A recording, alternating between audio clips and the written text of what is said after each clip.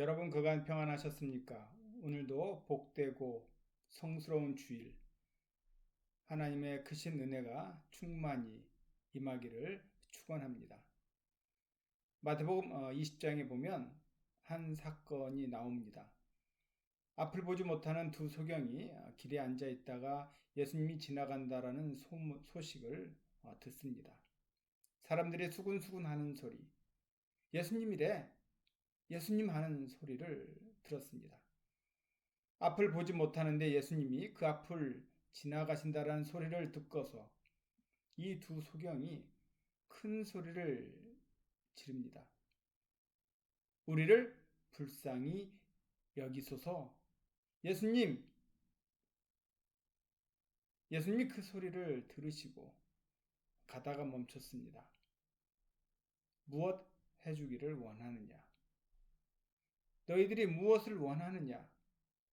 그때 이 두 소경이 예수님 눈 뜨게 해주세요.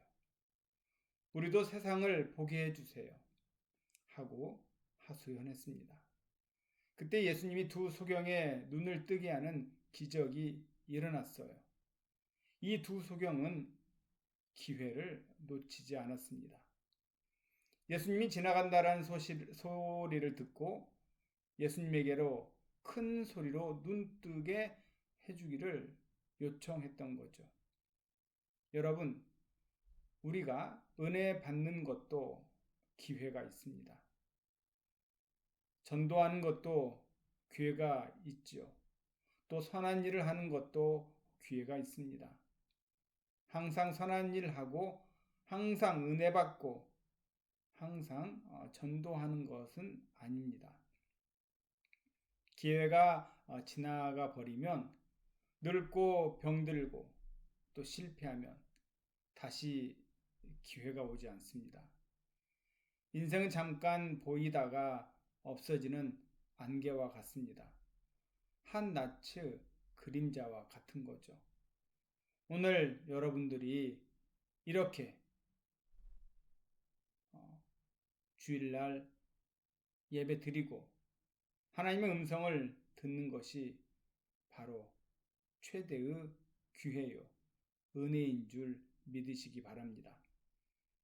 오늘 본문에 지금은 마지막 때라 했습니다.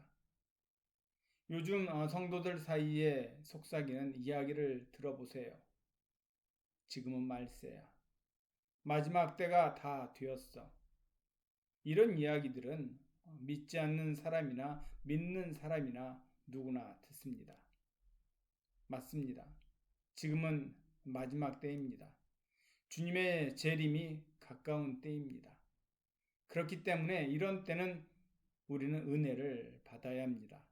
보라, 지금은 은혜 받을 만한 때요.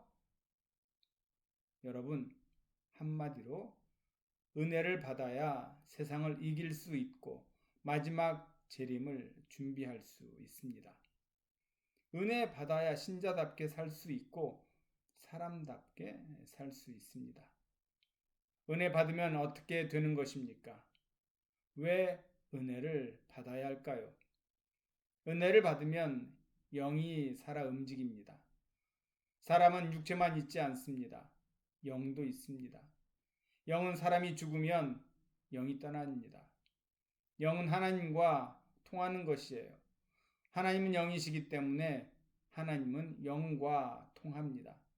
그래서 우리가 예수를 믿으면 죄로 말미암아 하나님과 사이를 가로막혔던 담이 예수를 믿음으로 무너지는 것입니다. 하나님과 나와의 새로운 세계가 형성되는 것이죠. 그래서 먼저 영혼이 잘됨 같이 범사가 잘되고 강건하기를 내가 간구하노라. 가장 우선순위가 우리의 영이에요. 영이 살면 생각이 맑아지고 생각이 건전해지게 됩니다. 내가 어떻게 하면 착하게 양심적으로 살아갈까? 이런 생각을 품는 것이 바로 영이 살았다는 증거입니다. 영이 살면 죄와 멀리 합니다. 그리고 하나님과 가까이 하게 됩니다. 반대로 영이 죽거나 영이 메마르면 점점 죄와 짝하게 됩니다. 그러므로 이 험악한 마지막 시대를 살아가는 저와 여러분들이 힘이 부족하고 소유가 부족해도 은혜가 충만하면 이 복잡한 세상을 얼마든지 성공적으로 살아갈 수 있습니다. 영이 잠자거나 영이 죽으면 마음속에 하나님 모시기를 싫어합니다. 그리고 선한 양심대로 살려고 하지 않습니다. 그리고 영이 죽으면 육신이 병들어갑니다. 영이 살지 못하면 생각도 막지 못합니다. 영이 바르지 않으면 하나님과의 관계가 멀어지고 끊어집니다. 영이 죽어가면 양심의 가책을 느낄 줄 모릅니다. 죄를 가까이 합니다. 육체의 즐거움을 채우기 위해서 마냥 육체를 즐겁게 하기 위해서 노력합니다. 그러나 영이 살아 움직인다고 한다면 세상을 바르게 살아가려고 하나님 뜻대로 살아가려고 몸부림치는 것이죠. 은혜를 받는 것은 선택이 아닙니다. 필수입니다. 은혜를 받느냐 못 받느냐 하는 이것은 영이 사느냐 죽느냐 천국이냐 지옥이냐 영생이냐 영벌이냐 하는 심각한 문제와 바로 연결됩니다. 이 이상 심각한 문제가 또 어디 있겠습니까? 영이 살면 신기한 일이 일어나요. 기적 같은 일이 생깁니다. 영이 살면 지혜가 부족한 사람이 지혜가 충만한 사람으로 바뀝니다. 영이 살면 목마른 사람이 갈증이 해소됩니다. 영이 살면 피곤한 육체에 새 힘이 솟습니다. 은혜가 여러분 심령 속에 충만히 임하기를 축원합니다. 은혜가 임할 때 삶이 바뀌어요.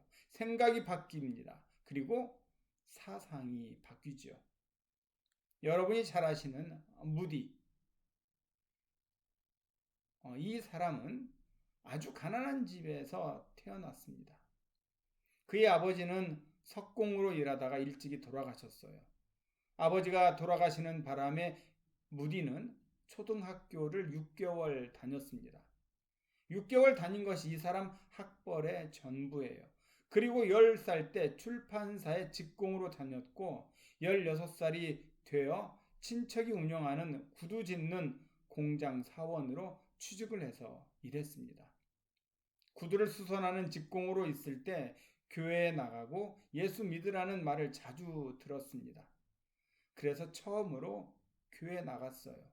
무디는 처음으로 교회에 나갔는데 그때 상상할 수 없는 은혜를 체험합니다.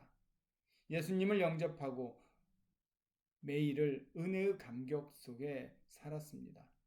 은혜가 충만하다 보니 하나님 앞에 헌신하기로 마음을 먹었어요. 그런데 마음속에 주일학교 교사가 하고 싶은 생각이 들었습니다.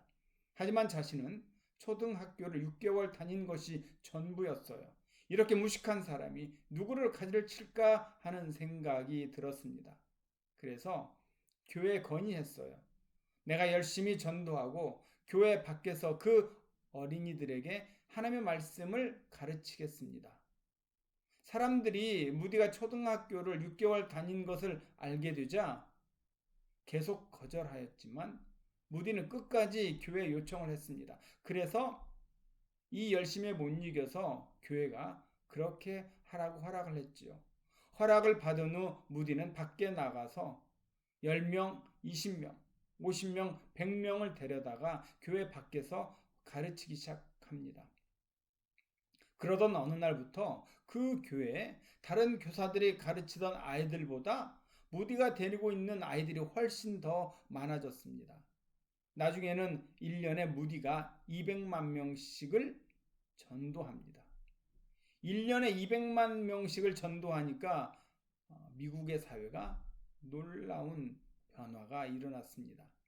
매년마다 그렇게 수많은 사람을 전도해서 하나님을 믿게 하니까 미국의 청교도 신앙이 다시 일어나게 되었습니다. 그래서 무디 때문에 미국의 정치, 경제, 외교, 사회, 교육이 모두 다 새롭게 일어나게 되었습니다. 은혜 받은 무디 한 사람 때문에 미국의 역사가 새로워진 거죠. 사회가 달라지고 국가가 달라졌습니다. 여러분, 은혜 받은 한 사람이 있으면 가정도 교회도 사회도 국가도 위대한 일이 일어납니다. 저는 저희 교회에 무디 같은 사람이 나오기를 바랍니다. 한 사람이 진짜로 은혜 받으면 캐나다가 변할 겁니다. 여러분들이 마음의 문을 열고 은혜 받아야 한다라는 점이 중요합니다. 은혜를 받으면 신기한 일이 있어요. 영이 살고 삶의 모습이 달라집니다. 은혜를 받으면 삶이 윤택하고 행복합니다. 살맛이 납니다. 많은 사람들이 삶의 기준을 다 각각 다르게 둡니다. 어떤 사람은 공부를 열심히 하면 행복한 줄 알고 공부에 매진하는 사람이 있어요. 어떤 사람들은 국회의원이나 장관이나 벼슬을 얻어야 행복한 줄 알고 정치 생명을 건 사람이 있어요. 또 어떤 사람은 돈을 많이 쌓아 놓아야 행복한 줄 알고 돈을 모으는 데에만 혈안이 된 사람이 있어요. 어떤 사람은 자식이 출세하면 행복할 줄 알고 자식을 출세시키는 데에만 아주 모든 힘을 쏟는 사람이 있어요. 아닙니다. 이런 것은 일시적으로 행복할 수 있을지 모르겠어요. 그러나 영원하지 않습니다. 영이 있는 인간은 이런 것에 진정한 행복이 있지 않아요. 내 하나님 앞에 은혜를 받으면 그것이 최고의 은혜고 최고의 행복입니다. 2018년 기준 한국의 하루에 44명 정도가 스스로 목숨을 끊는다고 합니다. 일본도 청소년 자살률 때문에 심각한 고민에 빠져 있습니다. 부유한 일본 사회가 왜 우리나라가 이렇게 자살률이 높은가 해서 어느 잡지에 자살하는 사람들의 유형을 연구했습니다. 놀랍게도 가난한 사람보다 돈이 많은 사람이 훨씬 많이 자살을 했다고 합니다. 공부를 적게 한 사람보다도 공부를 많이 한 대학을 졸업하고 대학원 졸업한 사람들이 자살률이 훨씬 높더랍니다. 그리고 별로 잘나지 못한 사람보다 잘난 남자, 잘생긴 미모의 여성들이 스스로 목숨을 끊는 경우가 많다라는 것이에요. 이건 뭘 입증합니까? 행복은 외모에 있는 것이 아닙니다. 돈이나 지식이나 권세에 명예에 있는 것이 아니라는 거죠. 이런 것이 인생을 행복하게 하지 못합니다. 하지만 은혜를 받아보세요. 감옥에 들어가서도 찬송이 나옵니다. 바울과 신라가 감옥에 있는 동안에도 찬양을 끊임없이 했어요. 그들에게는 아프거나 슬픈 기색이 전혀 없었습니다. 감옥에 있었지만 영은 기뻤습니다. 여러분, 병상에서 신음하면서도 감사가 나오는 것은 은혜가 있기 때문이에요. 우리 모두 은혜 받읍시다. 먹지 못하고 남들처럼 배부르게 호의호식하지 못하지만 거기에 웃음과 기쁨이 솟아납니다. 참 행복은 소유에 의해서 얻는 것이 아니에요. 눈에 보이는 것에서 만족을 얻는 것이 아니에요. 영을 가진 인간은 보이지 않는 하나님 은혜에서 진정한 웃음과 기쁨과 삶의 만족을 찾을 수 있습니다. 교회 다니면서 은혜 받으면 달라져요. 은혜 받으면 내가 변화되고 가정이 변화되고 이웃이 변화됩니다. 돈이나 자식이나 기술로 사람을 변화시킬 수 없어요. 교회 왔다 간다고 해서 변화됩니까? 아니죠. 직분 맡았다고 달라집니까? 아니에요. 은혜를 받아야 합니다. 목사도 은혜 받아야 변화되고 장로님도 권사님도 집사님도 은혜 받아야 달라지고 새로워집니다.